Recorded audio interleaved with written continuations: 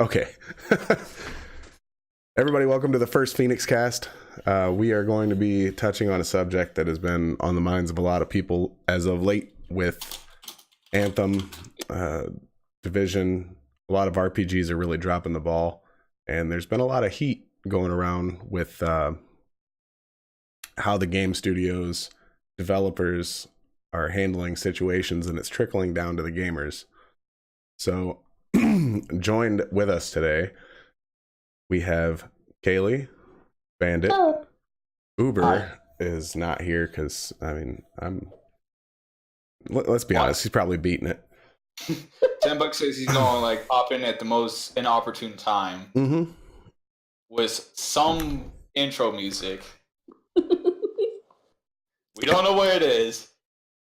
And I just watched Endgame. I'm an emotional wreck, and I've been drinking. And I want to call Kaylee's friend Chuck. Jim. He's in the back. It was one syllable. I was fucking close. Jesus fuck. No, man, we can't stay with Jim. I got to call you Jimmy. Is that okay if I call you Jimmy? No. But I got a friend that I really, really respect and like, and I call him Jimmy. It's going to come out at some point. It's going to happen. Also, Kaylee, let him speak for himself. He literally was not in the room at the moment. Oh, well then, don't let him speak for himself. I'm glad you played ambassador there. Fuck my life. So I guess we'll start with the hot topic. Let's jump into the most heated discussion that's going to happen tonight. Let's jump into Anthem. Now, we all know Bandit has his views on Anthem and what's going on with Anthem. I've made my views very clear. And I'm sure Kaylee has heard a ton of the news through the both of us and us bickering back and forth. And it's not even bickering. Most of the time we're trying to make the same point, just different ways. So we'll start with Kaylee. What are your thoughts on games like Anthem, Kaylee? Well, this was kind of their first foray into this style of game. People were already rooting against it because they took over the Titanfall team, which people were like, no, we have this Titanfall, and people were freaking out about it. And then they released a game that in their closed beta, where they knew exactly how the exact amount of max people that were going to be on any given time, and it was so buggy. Oh yeah, like was watching the streamers play, and they could not get into the game. It was bad. For example, my favorite streamer, King Ithalian, on closed beta and early launch through Premiere, had to text somebody from EA to get their shit to work. Yeah. And that being said, we're what? 3-4 months into the game now? It's gotten better. It has. And I think that from here on out, it will only continue to get better. I just wish that it had started where it is now. And it should have. They should not have rushed. Well, so I guess in agreeance to that, I fully believe that they did not take advantage of the full cycle that they had. I mean, there have been whispers about this game for 6 years. 6 years is a long time to come out with an unfinished product. And I know they restarted a couple times, and that's not my fault as a consumer. It's not your fault either. There are problems inherent in the system, but what the failure is, to me, and this is just my opinion, is people dismiss things so quickly that once you have a bad start, you will never bounce back. Exactly.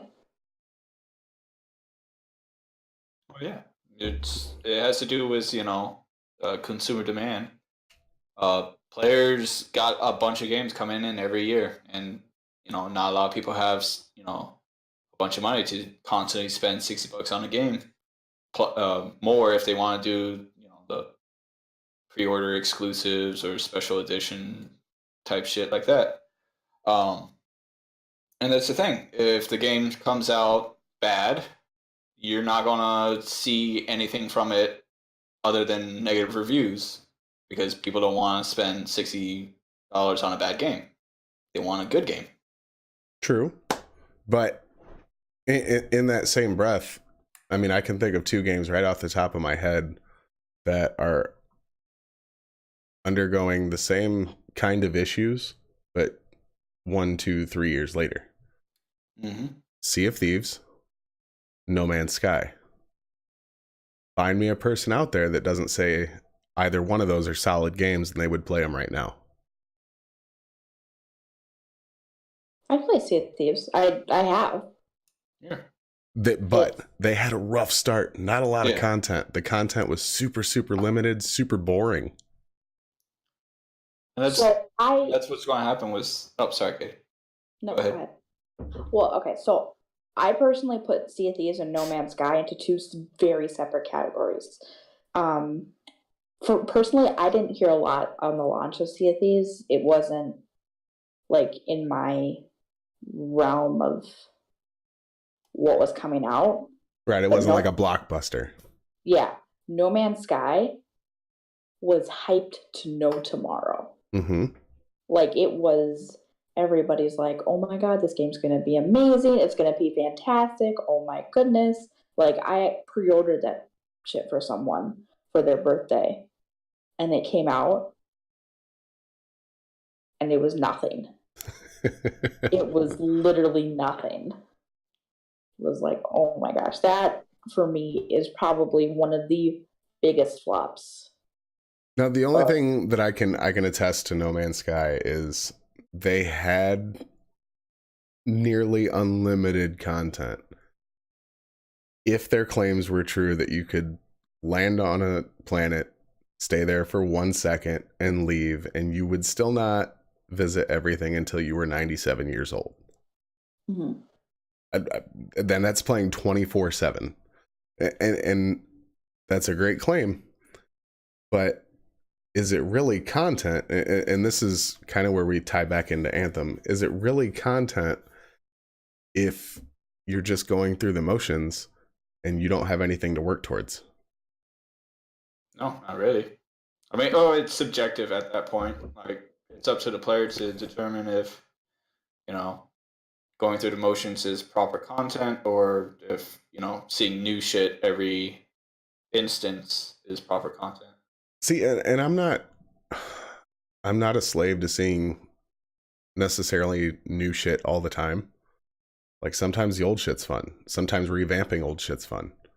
But where I draw the line, and this is where I agree with you on the who's having fun with it, is me personally, I have fun with Anthem. I play Anthem, I have fun because it may be the same missions over and over right now. It may be the same kind of feel to it over and over, minus the shit that just dropped. But overall, I don't feel like I'm grinding for nothing. I have something to achieve. I have 4 javelins that I need. See, I instinctively said I need to get up to a legendary status, to the highest tier. Something like No Man's Sky or Sea of Thieves. Sea of Thieves was a little better because you have levels to get to in certain things, like the treasure hunter. And first of all, the merchant missions were a fucking disaster. They were the most boring goddamn thing I've ever seen. Yeah. Yes, please let me sail for 45 minutes so I can go catch 1 fucking golden chicken to sell it. Please let me do that. God, I need that. That was boring. Yeah. Anthem has the leg up on that, even though so many bugs were in the game, and I will not deny that to any extent. But there were so many bugs. But you could still you could still have fun grinding. Versus Sea of Thieves. I personally played Sea of Thieves for like 6 months, and eventually I was like, oh my god, this is literally the same fucking thing I'm doing over and over. These puzzles aren't getting any more challenging. And then No Man's Sky was just, what the fuck is this anymore? Yeah. At that point, you're better off playing Eververse. True. But now No Man's Sky is back. a top tier game. So much content, so much shit to do, so much grind for. Sea of Thieves is consistently coming out with new content so people don't get bored. So those are, like I said, 1, 2, 3 years down the line. No Man's Sky is 3 years down the line, right? I believe so. Let me check. Yeah. And Sea of Thieves is a year and a half-ish? I think No Man's Sky is actually more than 3 years. Yeah, it might be. No Man's Sky came out in August 9th, 2016. Okay, so 3 years. Yeah. 2.5, 3 years. And yet people are jumping back on No Man's Sky. And then Sea of Thieves came out last year. So I don't necessarily think it's the consumer. What I blame a lot of the distaste for, and oh goddamn, I'm gonna throw myself right in the frying pan here, is people. It's people like me. It's streamers, it's YouTubers, it's people that take the hype and then give their opinion out, because whether they know it or not, they have every ability to manipulate the market. That's why I stand very firmly against people when they come into my chat talking about, well, Anthem's a shit game. Well, you're a shit person. Like, you have your opinion, I have my opinion. And there are a lot of games like that. I mean, these are just the 3 that we're currently talking about. Diablo got a really bad rap. Oh yeah, Immortal. And they have new content out all the fucking time, even still. Oh no, you're talking about Diablo 3. Yeah, Diablo 3. Yeah, no. I mean, that game's still not doing great because they still refuse to fix their loot system back to how it was in Diablo 2. Mm-hmm. That's why a lot of people say play Path of Exile over Diablo 3. You know, I mean, there's a lot of and if you give somebody a camera and a microphone and a platform to speak on and enough viewers, I could make everybody hate Fortnite think of their fucking that it's a trash game, which I personally think it is. But it's everybody's so influenced by everybody else. It's like nobody comes up with their own original opinion and nobody's willing to stand out against the crowd. That's personally why I like the Anthem community as a streamer whole. I mean, I know I had my own little tiff with somebody, and I'm not going to mention that person's name because it's not even fucking worth my time, to be honest. But Anthem streamers just honestly don't give a fuck. We spend more time arguing with chat than we spend having fun. So I've had to take a break from Anthem because I just don't want the fucking trolls in there talking about how can you play this game. Well, I turn on the fucking controller and I play it. All right. It just amazes me, and this is it has a lot to do with the gaming industry and how they treat these people. And like, you think about Anthem as it is right now, it's a beautiful looking game. It's beautiful in a shit engine that every person on that team that worked on it said, hey, this is a shit engine. We've been working for years and we're not getting anywhere. We need to scrap it and do it right. And now all those people are gone. Yeah. So what do people will be working on Dragon Age 4? Yeah. I mean, there's the studios producing are not getting the big picture. Well, when you mean producing, you're talking about EA, right? Yeah. Yeah. The ones That's footing the the bill. thing. Yeah. Fucking EA was their huge umbrella corporation type shit.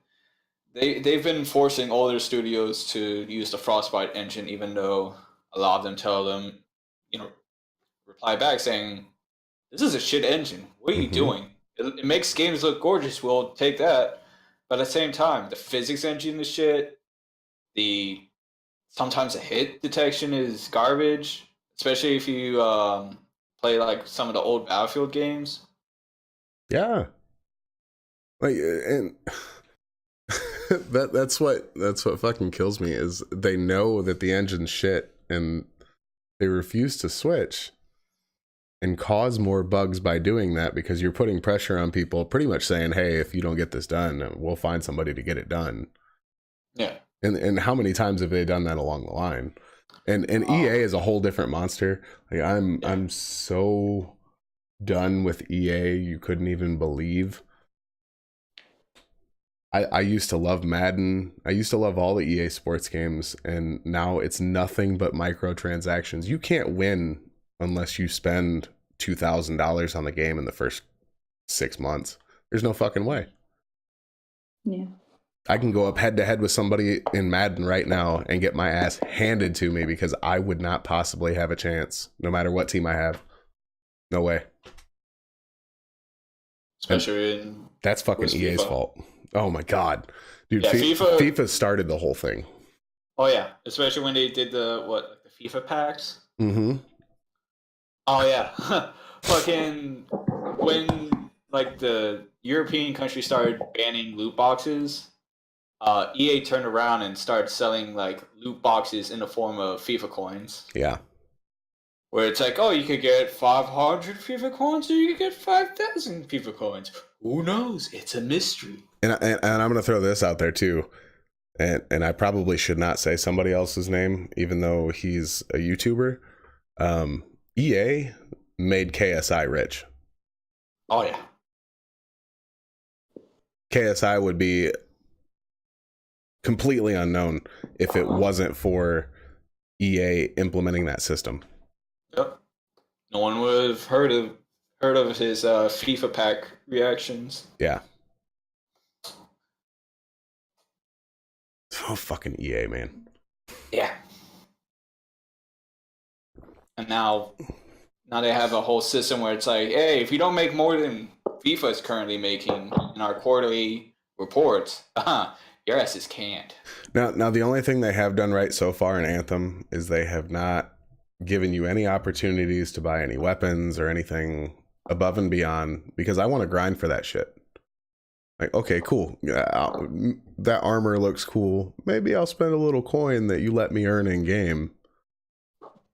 But the microtransactions are not currently out of control.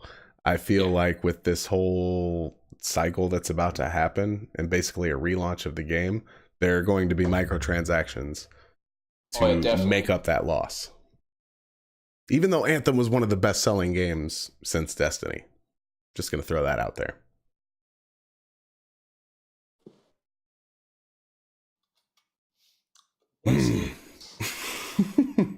I feel like I have to fact check you now. No, that's fact. The pre-order numbers were off the charts.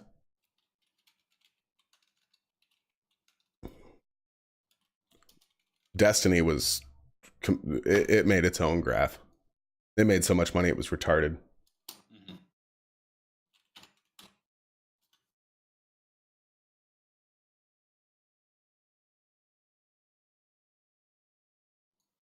Yeah, no, it's dumb. Yeah, when they do relaunch it, I'm pretty sure they're gonna have like, hey, buy this and increase your luck. Yep. On the fucking store. No, the way that this is the way I see that happening.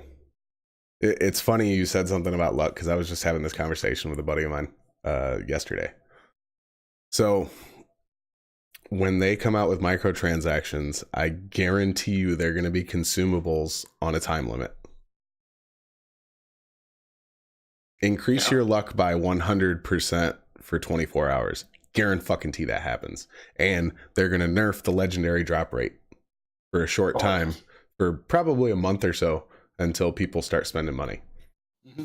Watch that. that. Or they're just going to just fill the tables with random shit that they that causes a an artificial grind for legendaries. And anybody that's watching, if we're talking about loot tables, please, I have tried to explain it many times. Please let me get this very clear for you. The legendary drop is not just a chance off of a legendary drop. That's not the way that works. All these purples that you see, there's an your epics, your purples are your base drops. Those are your base after level 30.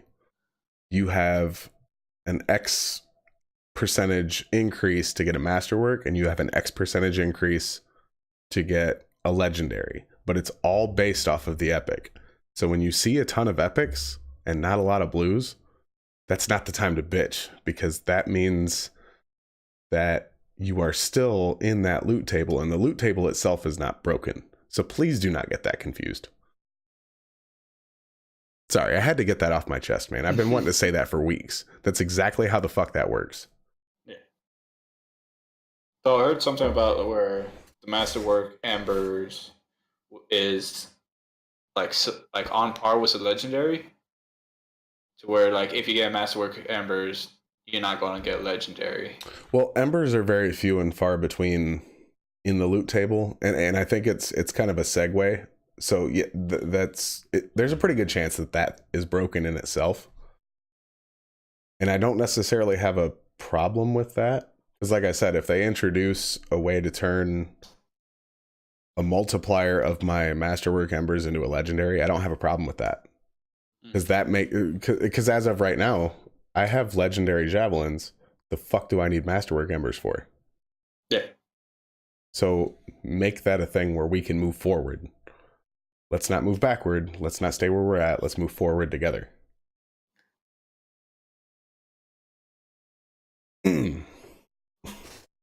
Kaylee's very quiet.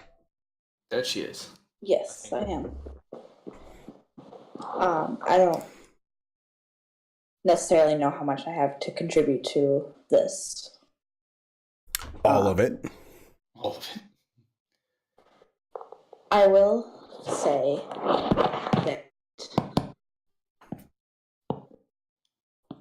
I mean, BioWare, I don't know. BioWare relies on the expertise of people in a pinch to keep their job too much. You know who else does that, though? And this is going to bring it right back into your realm, Kaylee.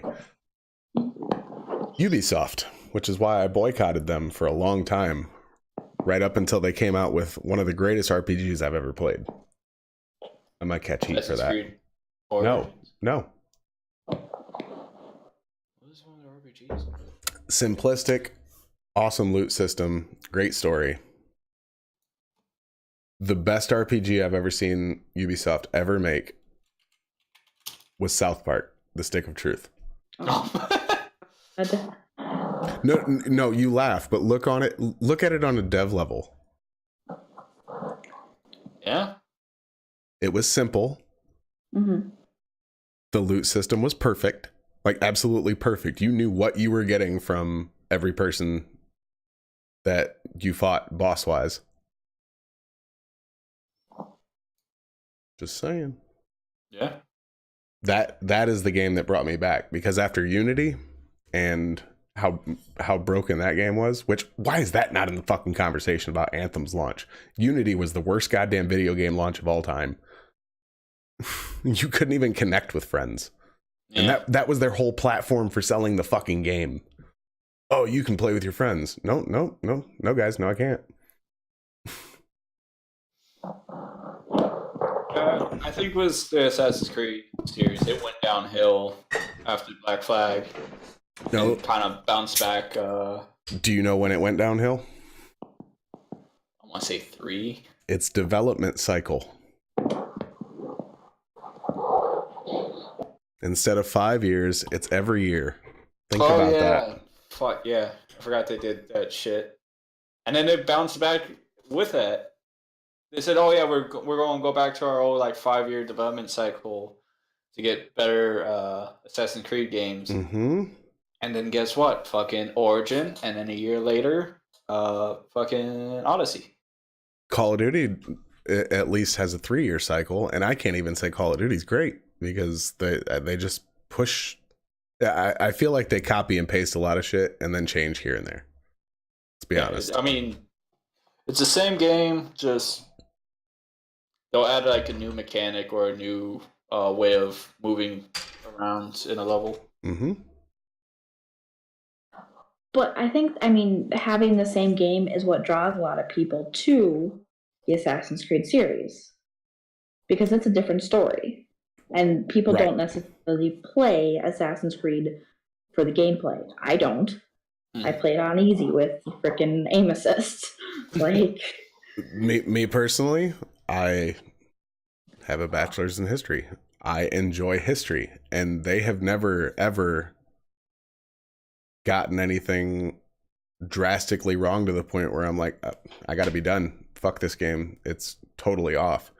They've got it so right that they're using their scans to rebuild Notre Dame. So they do their research. And I don't ask for, ironically, that was from Unity. Yeah. I don't ask for them to be perfect. What I do ask is that they give me a good, historically accurate story like they always have, and make it a playable game. I don't feel like that's asking for much. Nope. Have you gone back to Unity yet at all? No, I refuse. I will not traverse backwards in Ubisoft because I can hold a grudge like a motherfucker. I'm aware. Like I'm gonna be honest. If I boycott anything, which I've probably done it twice in my life, if I boycott anything, in that period that I was boycotting will forever be lost to me. Mm-hmm. I will never go back. So anything that they made with, and it doesn't matter which studio, it was Ubisoft as a whole. I didn't care if it was Montreal, whoever made anything, that I was done. And until they came out with the Stick of Truth, I was done. Which, you guys let me down a little bit on the Fractured Butthole. Fractured Butthole, yes, that's the title. DLC. What was the DLC? It was the Oh no, it wasn't the problem with the DLC. I just feel like the Stick of Truth had more content at its base level.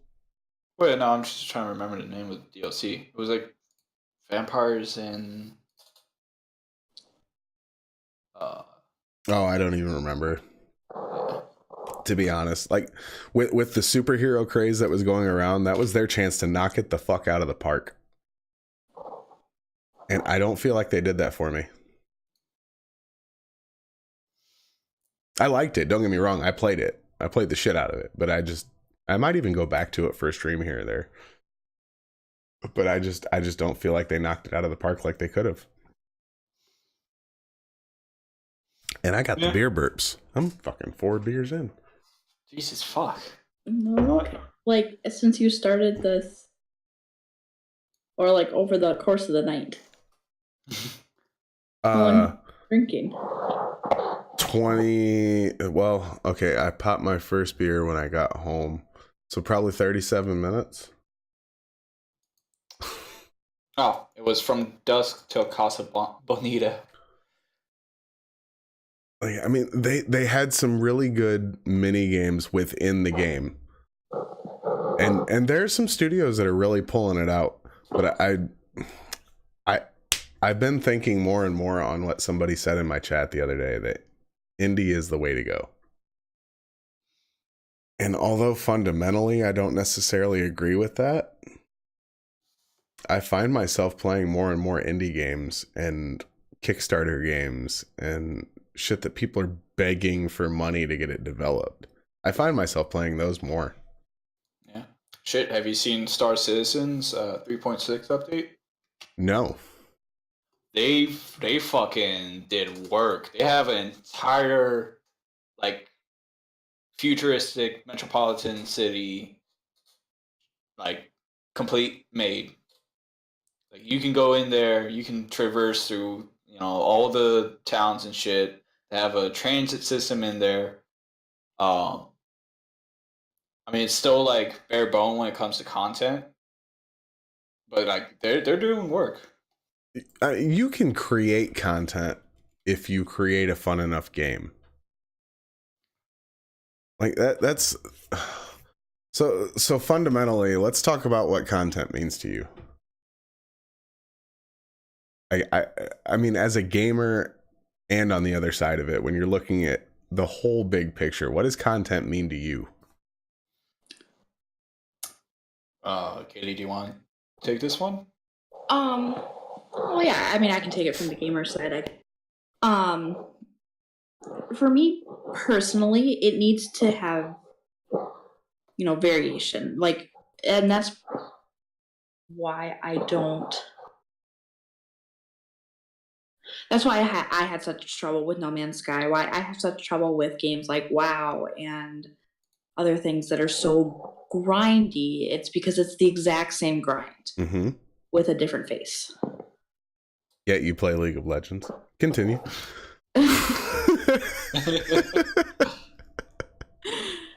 That's so I can have enough salt in my veins to finally kill me. Anyway.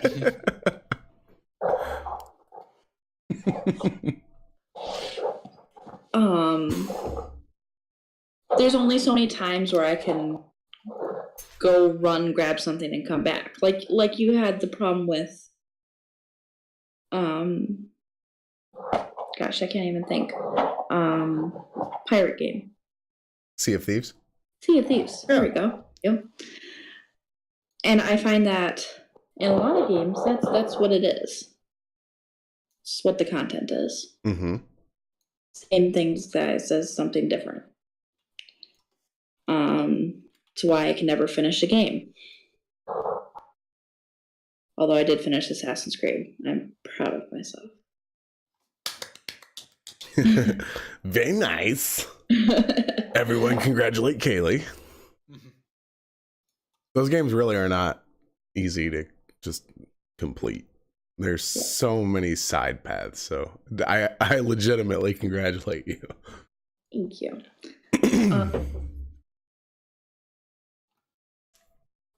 That being said, that I feel like a limited opinion. Not in that some people seem to enjoy the grind, some people don't see it as grindy as I feel it is. Mm-hmm. I tend to get bored very easily. But if you can create enough varied content, which I feel like indie gamers have both a better chance at doing and less of a chance of doing. They walk a very fine line there. True. I mean, they have the benefit of they can create just a stable base, and as money flows in for that stable base, they can build on it. But if you build a castle, what are you going to do? Build a bigger castle? Exactly. You know what I mean? If you build just a floor, then you can build walls and you can build ceilings and windows and doors. But if you come out with a castle, where are you going to go from there? Well, and it might not even... Indie gamers or indie gaming companies or developers have the freedom to do whatever they want. Truth. They have this... They have a dream, and they don't have anyone telling them no. Except for the fact, if they don't get funding, if they don't have resources, that's when that castle is never going to be built. Yeah. Why do I never have a pen? Because that actually brings me to a point later. Okay. You have a computer. Yeah, but my You have a notepad computer that has is sticky notes. over there.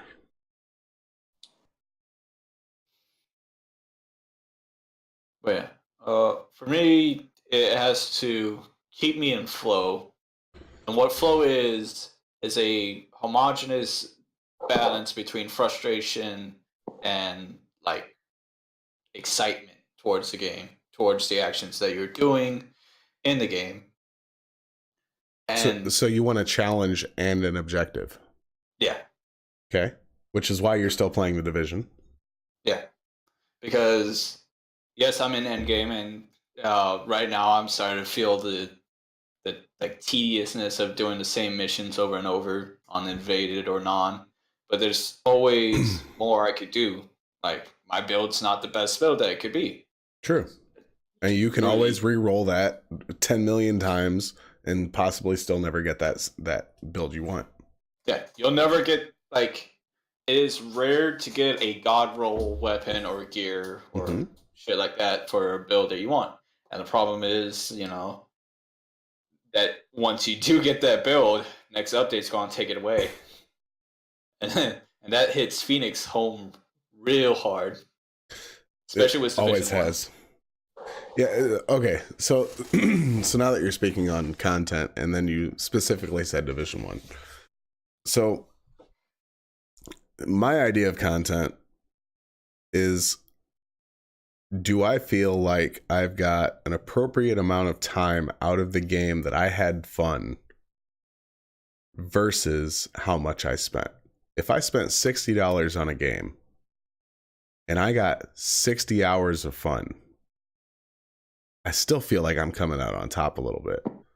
But with looter shooters, it is just opened up so much more. Any RPG really. You are expected to put out a game and continued content for hundreds and hundreds, if not thousands of hours, which Destiny pigeonholed themselves in that, by the way, by when they launched the game, they said they had a 10-year plan. Which only turned out to be like a 3-year plan. Well, I mean, it was never off the table that they were going to make sequels to the game, but they had to make a sequel regardless. There was no way around that because Destiny 1 was built for last and current gen. So as the generations change, they are going to have to come out with different games. That's not even an argument there. That's just what it is. Yeah. You want to create a better game, you're going to have to come out with sequels. And you have to continue to pay these people that are on your payroll to make this shit. Yeah. I support that. Now my thing is, since you said Division 1 specifically, I put hundreds let me repeat. Hundreds of hours into Division 1. Playing with friends, meeting people. That's actually where I met Uber. Yeah, because he called your mom a cunt and shot you dead. No, that was not me. That was Jay. I knew I was squishy. I actually made a lot of friends on the Division who felt the same frustrations as I did every week, where we're keeping our fingers crossed because they're trying to create content and they're trying to invite the new players in. But by creating content, they fucked the day one player every single time. Which is why I go against the meta so many times in so many games, because Ubisoft fucking ruined me. Fuck the meta. I will create my new meta, because by the time you update, what I created will be the new meta, and I will already have a leg up. That is exactly what they did. I would spend fucking 30 hours a week grinding in the Dark Zone, sleepless nights, trying to get up there, trying to get everything I needed, and I would get god rolls on these fucking gear sets, and they would fuck me. And if Division 2 walks down that same path, I will tell you right now, I will walk the fuck away and not think twice, just like I did with the Division 1. Yeah. And so will like 98% of the population, just like they did on Division 1. And then they'll come out 2 years later, oh, we fixed it. It's a little too fucking late, bud. That's content to me. Like, am I getting my money's worth out of it? Oh yeah.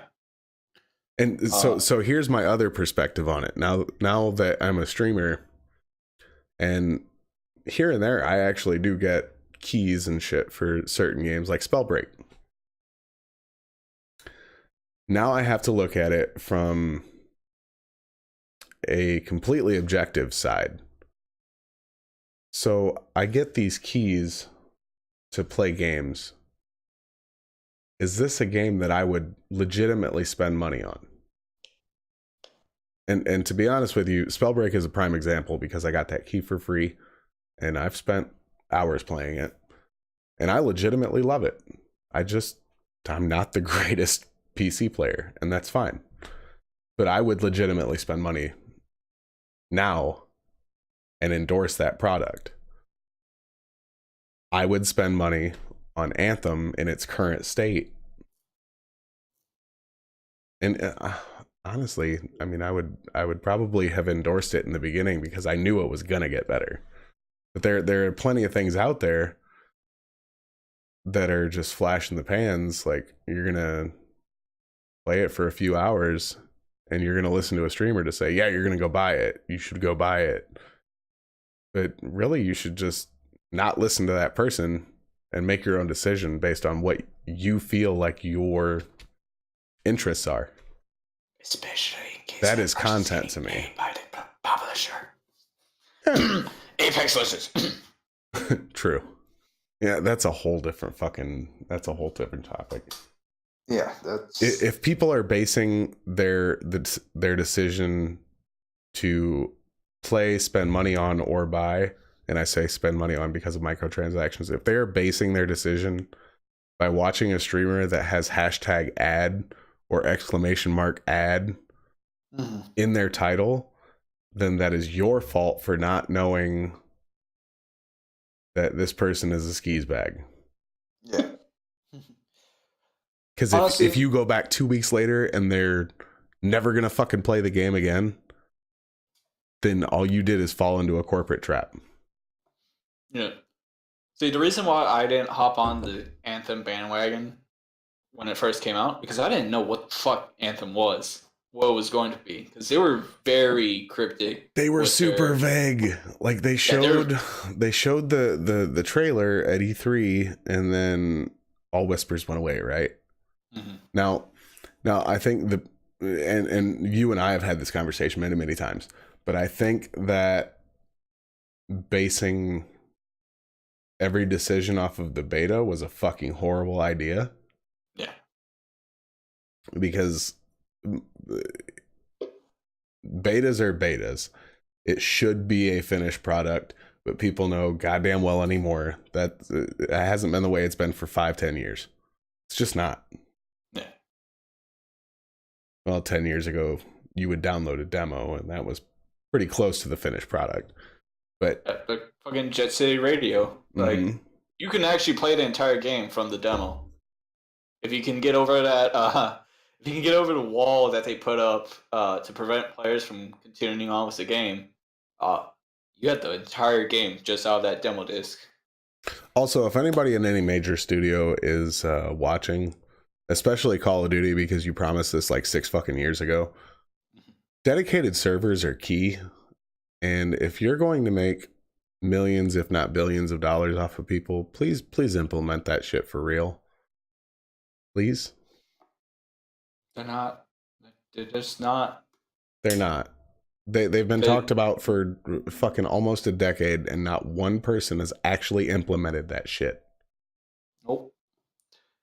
A lot of times it's just like, well, do we want to put the money into dedicated servers? Like, is this game actually going to keep players, or is this going to be another flash in the pan? See, We're and just that, going to see a huge spike of like 8-10 million players, and then they all trickle away. that in itself is a catch-22, because you're going to lose people if your servers are shit.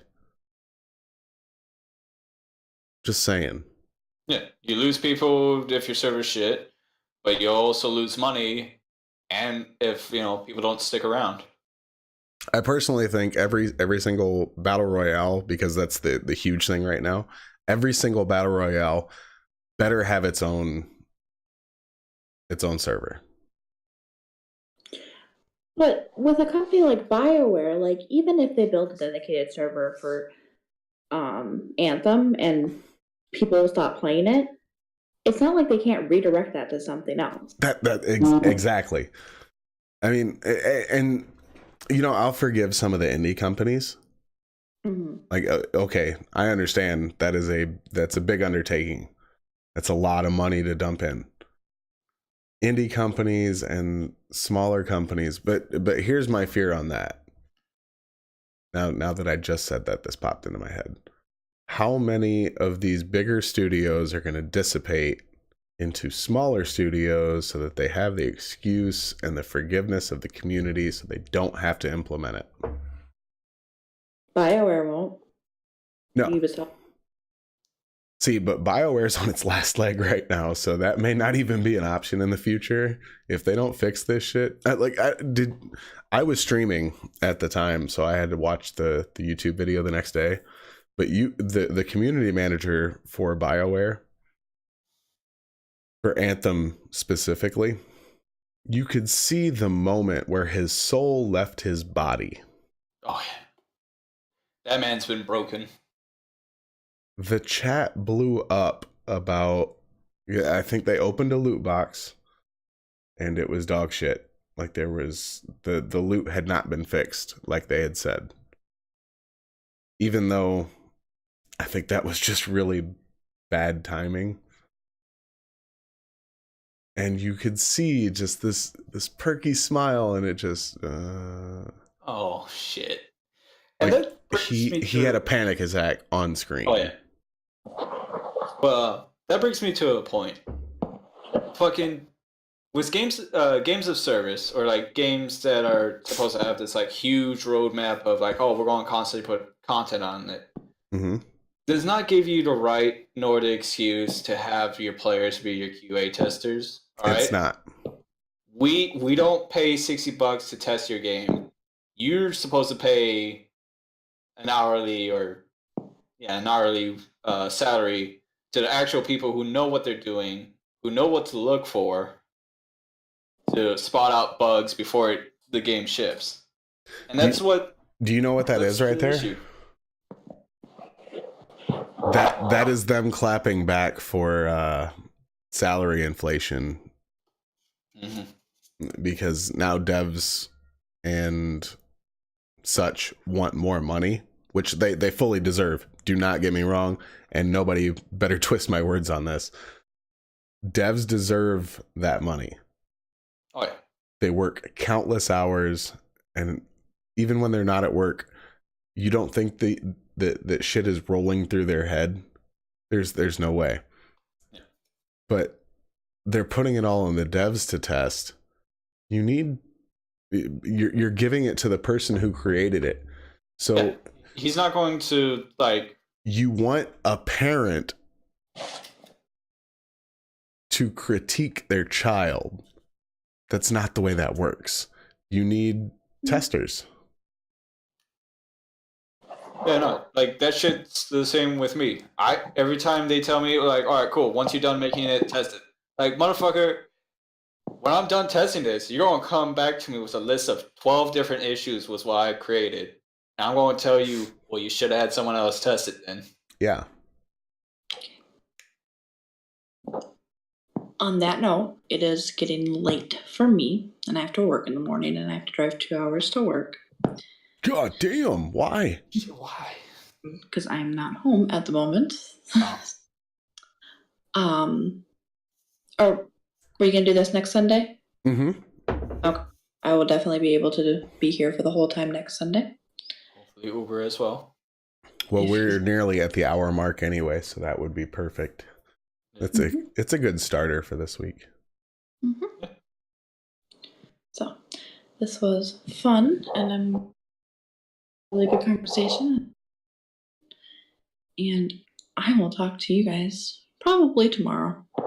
All right, Kaylee, we will see you later. Sounds good. Good night, guys. Bye. Bye. All right, everybody. That I think that will conclude it for our podcast, and we may actually pick up on this subject with Uber involved next week, and then we will move into other subjects. I personally want to touch on the Mandela effect, because there's shit I see on Google that I think is just fucking trash anyway, and I know goddamn well Curious George had a tail. It happened, and you can't convince me otherwise. I'll punch you in the throat. Listen, it's because you're from an alternate world where that shit happened. I mean, I'm from that's Earth pretty much it. 263. Shit. I had something for this, but I'm not going with it. It's all gone shit now.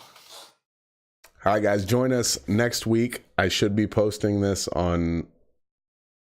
I haven't decided if I'm posting on Mondays or Wednesdays, but Wednesday at the latest, I will absolutely post. And we will continue these. This is just episode 1. We're going to have some fun. We're going to bring in some special guests here and there to just talk shit with us. It's going to be a good time, guys. We should also fucking do our research and have shit up and ready. Oh, no, it's so much more fun. All right, guys, we'll see you later.